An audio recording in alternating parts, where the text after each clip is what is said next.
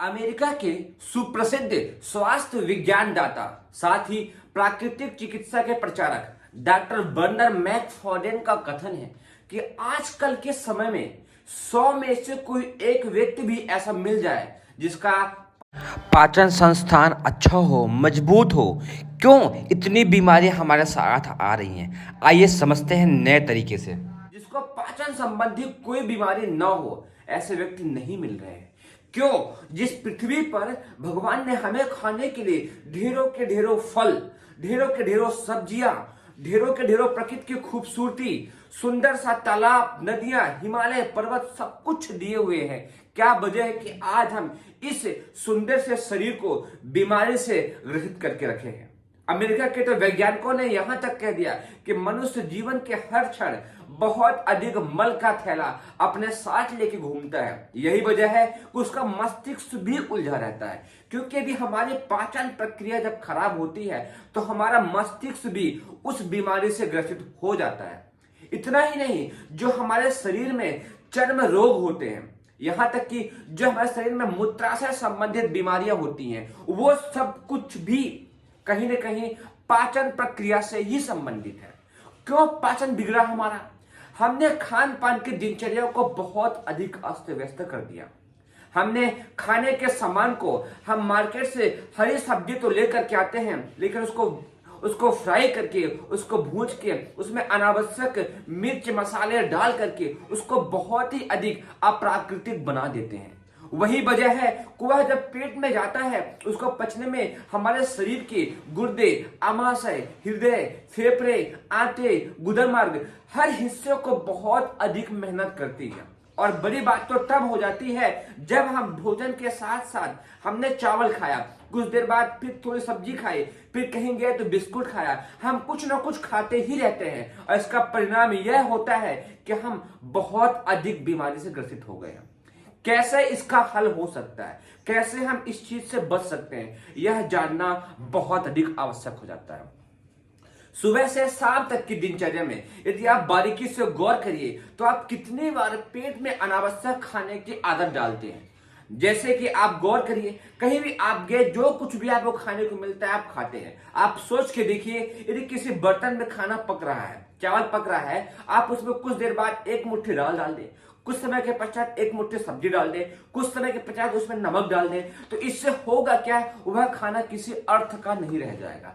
हमारे साथ भी कुछ वैसा ही हो रहा है। हम खाने की चीजों पे गौर नहीं करते हैं, जो कुछ भी आता है वह खा जाते हैं। आपको नहीं पता है कि आपकी इतनी इतनी सी गलतियां आपके गुर्दे को, आपके फेफड़े को, आपकी आंतों को कितनी अधिक मेहनत करनी पड़ती है। और परिणाम यह होता है कि डॉक्टर हमारा शरीर में लास्ट में लीवर बाहर निकाल देता है, हमारी आंतों में छेड़खानी की जाती है, हमारे फेफड़े, हमारे हृदय, हमारे आमाशय, पूरे शरीर के हिस्से में काट पीट की जाती है। यदि आप चाहते हैं कि जिस तरीके से हमारे पूर्वज लंबे समय तक स्वस्थ अच्छा जीवन जीते थे, यदि आप और हम जीना चाहते हैं तो कुछ चीजों पर गौर करें।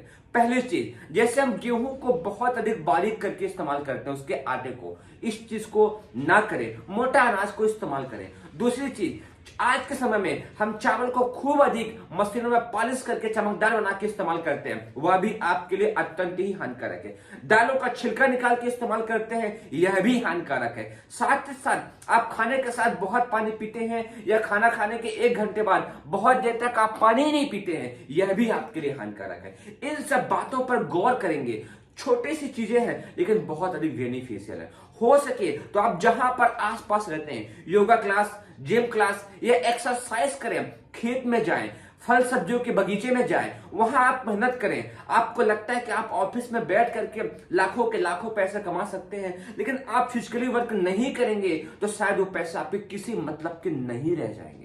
इसीलिए समय रहते यह बहुत अधिक आवश्यक हो जाता है कि आप खेत में मेहनत करके भी उसके बॉडी से पसीने को बाहर निकालिए। क्या आपको पता है, शरीर के हर हिस्से बहुत अधिक बारीकी से काम करते हैं, चाहे वो आपकी आंखें हो और चाहे वो पैर के नाखून हो, पूरे हिस्से का बहुत ही गहरा विज्ञान है। हमारे ऋषियों मुनियों ने इस चीज को अपने ध्यान की गहराई में जाकर बहुत ही बारीकी से देखा था और समझा था कि यदि अपने हम दिनचर्या को अस्त व्यस्त कर देंगे तो शायद जीवन जीना उतना ही कठिन हो जाएगा। इसीलिए यह बहुत जरूरी हो जाता है कि आप सुबह से शाम तक की दिनचर्या पर गौर करिए। आप क्या खाने की चीजें, आपको यह लगता है कि आप बाजार की महंगी मिठाइयां, बाजार के महंगे खोवे, अनावश्यक दूध मलाई खा करके, अनावश्यक ड्राई फ्रूट्स खा करके आप हेल्थी हो सकते हैं, तो उससे भी जरूरी यह है कि आपके शरीर में वो डाइजेस्ट होना चाहिए। उसके लिए जरूरी है कि आप फिजिकली वर्क करें। फिजिकली वर्क कैसे हो सकता है? तो आप जहां तक संभव हो एक बगीचे में काम करें, जहां तक संभव हो खेत में भी जाएं, और जहां तक संभव हो घर के साफ सफाई में सहयोग करें, जहां तक संभव हो आप जिस एरिया में रहते हो वहां भी लोगों के साथ ग्रुप बना करके सामूहिक काम करें, साफ सफाई का, मेहनत का, जिससे आपकी बॉडी में भरपूर मात्रा में पसीना बाहर निकल सके, और पानी भी भरपूर मात्रा में पिए, तभी आप एक स्वस्थ जीवन जी सकते हैं। पैसा आपको सेहत नहीं दे सकता। आप भरपूर पैसा कमाएं, लेकिन साथ में कुछ समय अपने हेल्थ के लिए जरूर निकालें, जिससे कि आपका स्वास्थ्य अच्छा हो सके। आप गायत्री परिवार से जुड़ करके हवन की प्रक्रिया हर दिन गायत्री मंदिर में होती है, हवन करें। हवन करके प्राण वायु को से शरीर को स्वस्थ और निरोगी बनाएं। ध्यान रखें, आपका पाचन क्रिया ही आपके मस्तिष्क को, जिन बच्चों का स्वास्थ्य अच्छा होता है अक्सर वो मस्तिष्क से मजबूत पाए गए हैं। जिन बच्चों की पाचन प्रक्रिया खराब होती है अक्सर बच्चों का मस्तिष्क भी कमजोर ही देखा जाता है। इसीलिए ये बहुत अधिक कंपलसरी हो जाता है कि माता पिता बच्चे का स्वास्थ्य में गौर करें कि बच्चे की पाचन प्रक्रिया ठीक है कि नहीं है। यदि नहीं होगी तो उसके मस्तिष्क का भी विकास कर पाना उतना ही कठिन होगा। इसीलिए उसके मस्तिष्क पर भी बहुत ही बारीकी से गौर करने के लिए उसकी पाचन प्रक्रिया पर ध्यान दें। यह वीडियो कैसा लगा आप कमेंट करके जरूर बताइए।